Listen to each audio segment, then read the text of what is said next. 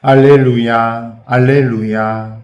우리 주 예수 그리스도의 아버지, 저희 마음의 눈을 밝혀주시어 부르심을 받은 저희의 희망을 알게 하여 주소서. 알렐루야.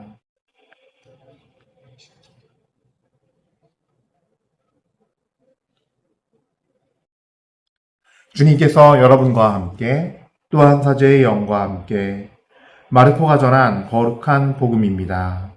주님 영광 받으소서. 그때 예수님과 제자들은 벳사이다로 갔다. 그런데 사람들이 눈먼이를 예수님께 데리고 와서는 그에게 손을 내어 주십사고 청하였다. 그분께서는 그 눈먼이의 손을 잡아 마을 밖으로 데리고 나가셔서 그의 두 눈에 침을 바르시고 그에게 손을 얹으신 다음 무엇이 보이느냐 하고 물으셨다. 그는 앞을 쳐다보며 사람들이 보입니다. 그런데 걸어다니는 나무처럼 보입니다. 하고 대답하였다. 그분께서 다시 그의 두 눈에 손을 얹으시니 그가 똑똑히 보게 되었다. 그는 시력이 회복되어 모든 것을 뚜렷이 보게 된 것이다. 예수님께서는 그를 집으로 보내시면서 말씀하셨다. 저 마을로는 들어가지 마라. 주님의 말씀입니다. 그리스도님 찬미합니다.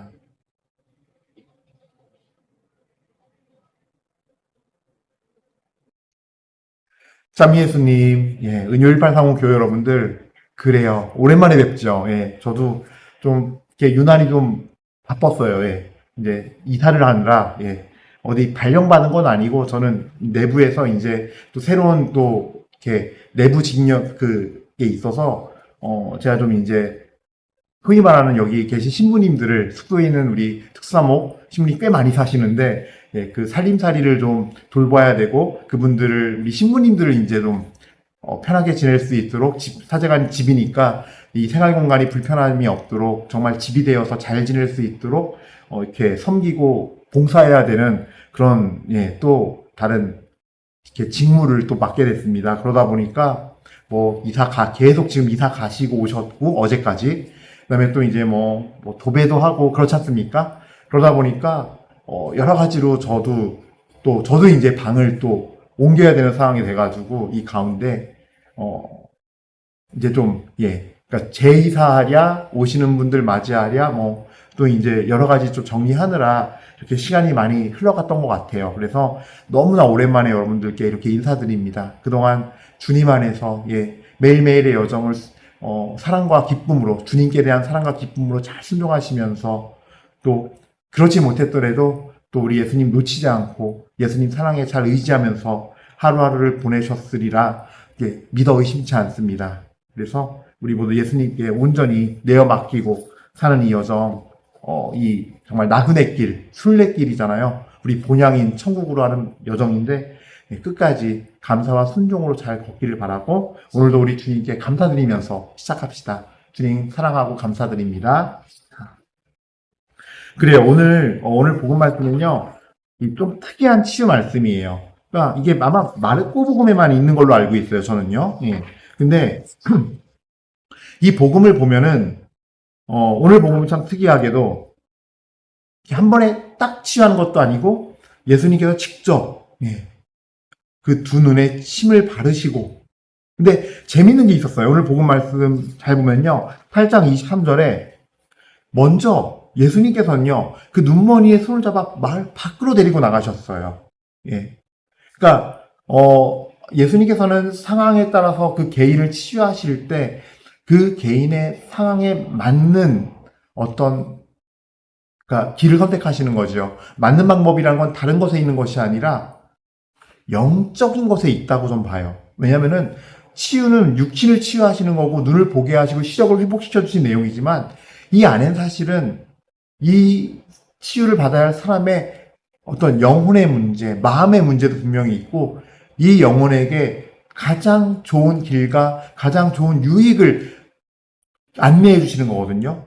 그래서 보니까 오늘 복음은 특이하게도 이 사람의 이름은 모르겠어요. 어느 복음에 어디에도 등장하지 않고 마르코 복음에만 있는 이야기인데 이 눈머니에 손을 잡아서 마을 밖으로 데리고 나갔다가 1번이에요.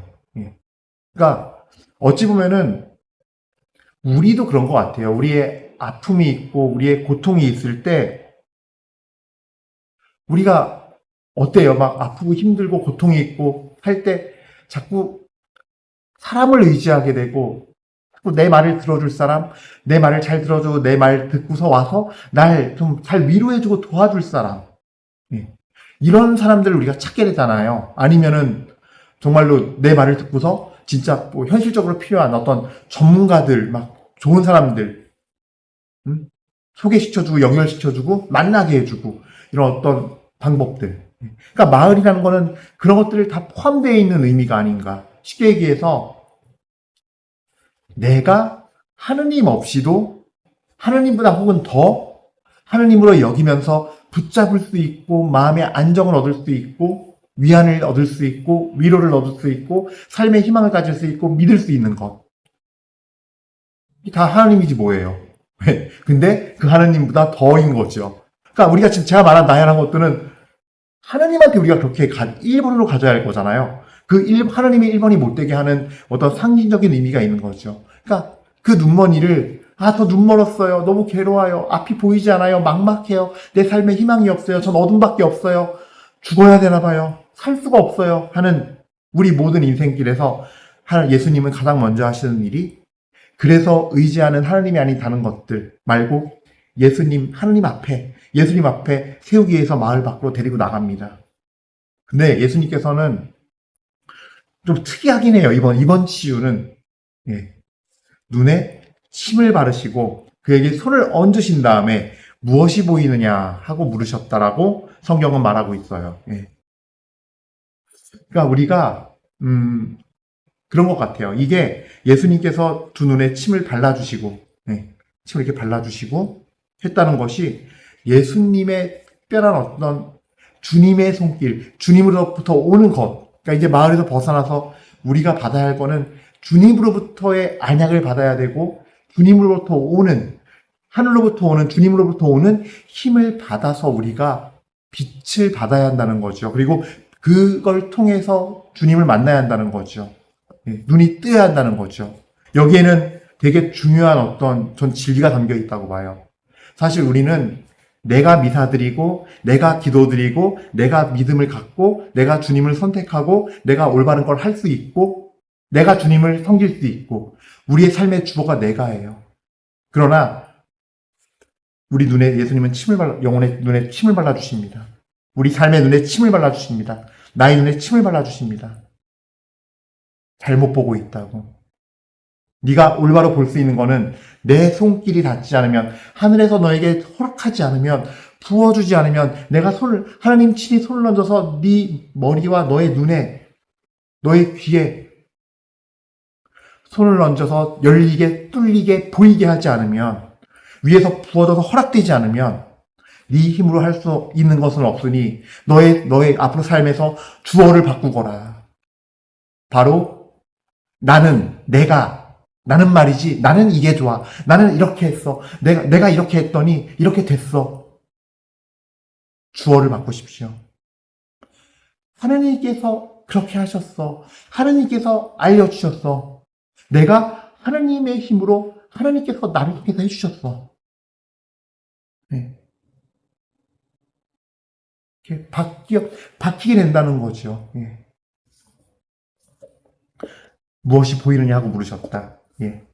보게 하는 은혜도 빛이 들어가서 내가 어떤 사람인지 깨닫게 하는 것도 내가 열심히 기도드리고 내가 열심히 열성을 다하고 막 혼신의 힘을 다하 그래서 혼신의 힘을 다한다 그러죠. 저 그 표현 참 좋아하거든요. 근데 더 좋아졌어요. 왜냐면요. 혼신의 힘을 다하면요. 아무것도 얻지 못해요. 우리 신앙에서는 예수님과의 관계에서는 삶의 진리를 깨닫고 구원을 받는 문제에서는 하나님 나라를 하는 문제에 있어서는 혼신의 힘을 다하면 안 돼요. 혼신의 힘을 다하는 게 아니라 혼신은 다 내어놓고 힘 쫙 빼고 가장 낮아지고 바싹 엎드려서 주님께서 주시는 영으로 받아야 돼요. 성령께서 오신다 그러잖아요. 그 성령께서는 우리의 영을 통해서 영으로 오시는 거지 내가 혼신을 다해서 이렇게 오는 게 아니에요. 혼신의 힘을 다해서 오는 게 아니에요. 그 표현도 참 놀랍죠. 영이 빠져 있어요. 그 말 안에. 혼신, 내 열성, 내 의, 나의 능력치, 나의 의로움, 내가 생각하는 정의를 깨끗함 이런 것들 다해서 하면 아무것도 못 얻어요. 신부님, 그럼 미사 나가지 말고 성사생활 하지 말란 얘기로 들리는데요. 뭐 아무것도 하면 안 된다잖아요. 그럼 내가 매일 앉아서 아침, 저녁에 촛불 켜고 기도하는 게 무슨 의미가 있어요? 그리고 내가 미사 나가는 게 뭐가 의미가 있어요? 고해성사, 그럼 못 들어봐요. 라고 반문할 수도 있을지 몰라요. 이 표현을, 그건 아주 잘못 알아듣는 거죠. 우리가 그렇게 나가는 것도 주님의 은혜와 주님이 눈을 떠주지 않으면, 허락하지 않으면 할 수 없어요. 주님의 은혜가 허락되지 않으면, 그 은총이 들어가지 않으면 깨달음이 올 수조차 없어요. 내가 매일 미사를 나가는 것이 주님을 사랑하는 거였구나. 또 뭘 깨닫지 못한다니까요. 그러니까 그렇게 우리가 주님께서 우리에게 끊임없이 당신 침으로 눈을 이렇게 발라주시고 귀를 뚫어주시고 입을 열어주시고 하니까 우리가 사실은 주님의 사람이 되어가고 주님의 시선을 닮아가고 주님의 귀를 담게 되고 주님의 입을 담게 되는 거죠. 그래서 또 이제 계속 복음 말씀 볼게요. 자, 8장 24절입니다. 그는 앞을 쳐다보며 사람들이 보입니다. 그런데 걸어가는 다니는 나무처럼 보입니다 하고 대답하였다. 25절, 그분께서 다시 그의 눈에 손을 얹으시니 그가 똑똑히 보게 되었다. 그는 시력이 회복되어 모든 것을 뚜렷이 보게 된 것이다. 예. 주님께서 은총을 주셔야지 할 수 있고 그 받음을 통해서 우리는 주님을 드러내는 것이에요. 내 덕을 드러내는 것도 아니에요. 그러므로 진짜 주님께서 다 주시는 거예요. 예. 겸손도 내가 정말 나를 알고 하는 것도 그 모든 것이 다 주님의 손길에 의해서 주님이 우리를 터치해 주시고 우리의 영혼에 들어와 주시고 빛을 주셔서 부어 주실 때 비로소 보게 되고 내 영혼의 모습을 알게 되고 내가 어디로 가야 할지 알게 되고 내가 무엇이 옳은 것이었고 무엇이 잘못되었는지 주님의 눈을 통해서 그 시선을 받음으로써 그분의 힘을 통해서 성령의 은총으로 보게 된다는 거죠. 예. 주님께서 한 번 더 만지시자 완전히 보게 되었어요. 이제 우리의 인생 여정도 그럴 거예요. 예. 끊임없는 정말 이 장님과 같은 나지만 주님께 매달리고 의지하는 가운데 주님께서는 한 영혼 한 영혼에게 필요한 것들을 주셔서 우리에게 알려주실 거예요. 그래서 오늘 복음 마지막에 뭐예요? 26절 말씀 읽겠습니다. 예수님께서는 그를 집으로 보내시면서 말씀하셨다. 저 마을로는 들어가지 마라. 네. 데려 나오셨는데 들어가지 못하게 해요. 저 마을로 들어가지 말래요.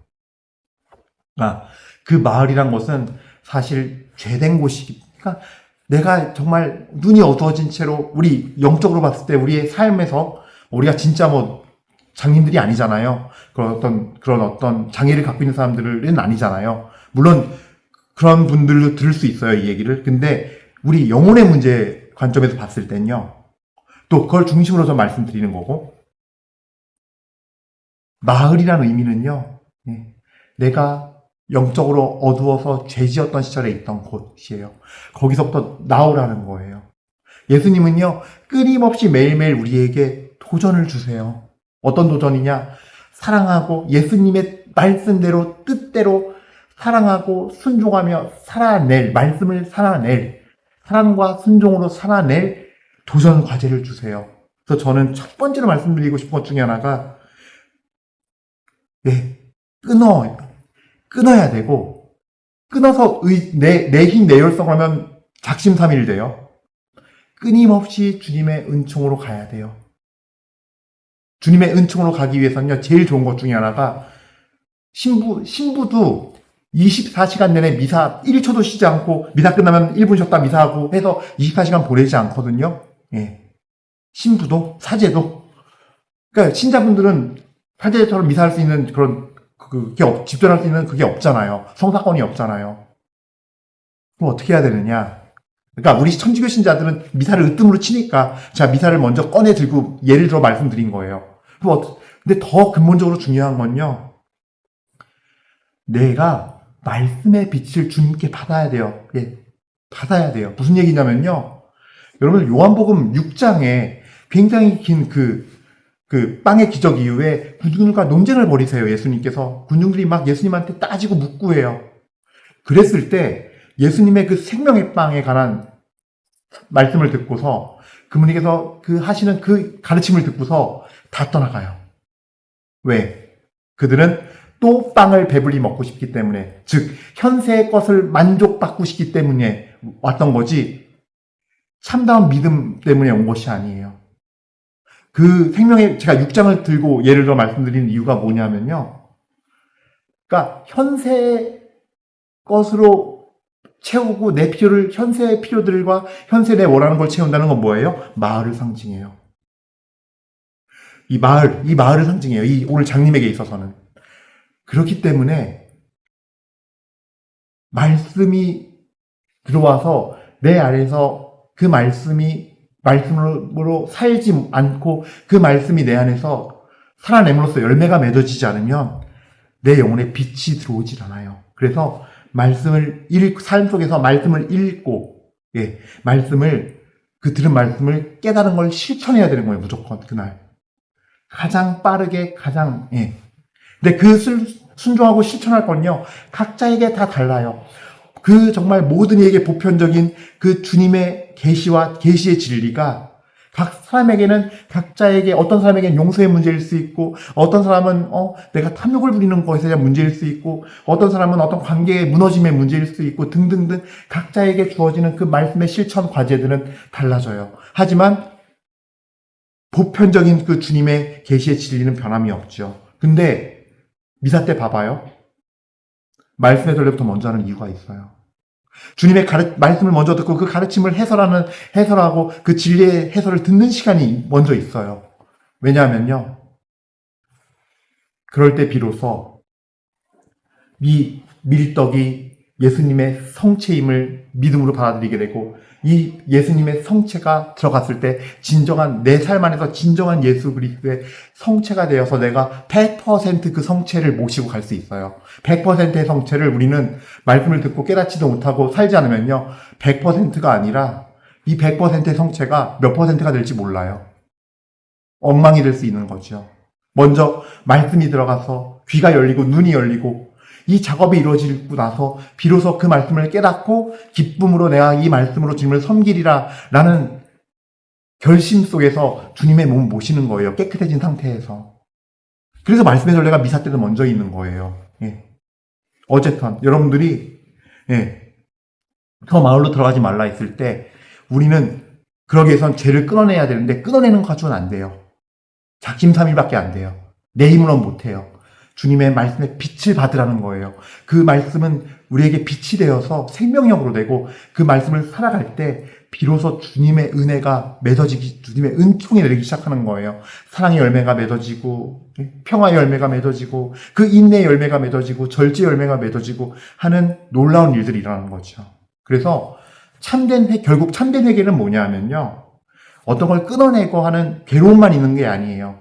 주님께 향해 가는 기쁨이 있고 그 주님을 바라보면서 사는 그 삶의 기쁨이 있기 때문에 마을로 돌아가지 않게 되어지는 역사가 있다는 거죠. 예.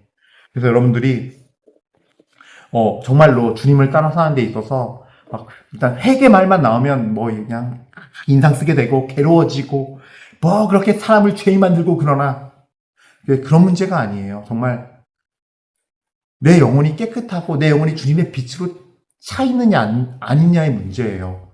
그거 일상에서 내 기본 바탕이 그렇게 주님으로 바뀌어 있지 않으면 주님께서 이렇게 날 만져주고 볼에 손을 얹고 눈을 씻겨주고 침을 발라주고 하면서 내가 주님화, 예수 그리스도화 되어 있어야 되는 것이 바로 우리들의 삶이거든요. 그러면 깨끗이 하는 게 즐거워지죠. 여러분들 하루 종일 땀 흘리고 일하고 와서 집에서 샤워하는 거 싫으세요? 난 너무 좋은데요. 그렇잖아요. 우리 다 좋잖아요. 하루라도 안 하면 꿉꿉하고 찝찝하고 막 끈적끈적이는 거 같고 싫잖아요. 예. 그러니까 회개도 그런 것이라는 거예요. 예. 어쨌든 간에 제가 회개를 많이 강조하는 편인데 그럴 수밖에 없어요. 예. 매일매일 세수하는 거와 똑같아요. 새끼 밥 먹는 거와 똑같고 아침에 세수하고 저녁에 샤워하는 거하고 똑같은 문제예요. 예. 그래서 우리가 저 마을로 들어가지 않기 위해서 예수님과 함께 깨끗하게 사는 거. 왜냐면 그게 기뻐지고 도와줘요. 예. 그래서 여러분들 모두가 우리가 주님을 만났으니 저 마을로 들어가지 않는 삶. 모세가 기껏 광야로 끌고 나왔더니 광야에서 한다는 소리가 있어요. 민수기 11장 4절부터 6절까지 말씀 읽어드릴게요. 그들 가운데 섞여있던 어중이 떠중이들이 탐욕을 부리자 이스라엘 자손들까지 또 다시 울며 말하였다. 누가 우리에게 고기를 먹여줄까? 우리가 이집트 땅에서 공짜로 먹던 생선이며 오이와 수박과 부추와 파와 마늘이 생각나는구나. 이제 우리 기운은 떨어지는데 보이는 것은 이 만나뿐 아무것도 없구나. 이 말씀에 보면 알겠지만 자꾸 옛생활, 저 홍해 바다 건너편에 저 옛 이집트 노예살이 때, 노예살이 때, 우리 영적으로 말하면은, 세례받기 전, 혹은 예수님 알기 전, 예수 그리스도와 관계없이 살던, 그냥 어둠의 시절, 죄의 노예의 시절, 그냥, 그때 하던 것들, 그때 누리던 것들 통해서 내가 영양가를 받는 것 같고, 삶의 힘을 얻고 있다면, 그래서 그것이 그립다면, 어떻겠습니까? 이 이스라엘 백성, 광야를 가던 이 이스라엘 백성들의 어떤 최후를 맞이했는지 보십시오. 이집트에서 노예살이 하다가 홍해를 건너온 그 1세대들은 하나님께서 여호수아 갈렙 빼고는 다 깨끗하게 광야에서 삶을 마감하게 하셨어요. 그래서 홍해 건너서 보름이면 갈 거리를 40년을 가게 하셨어요.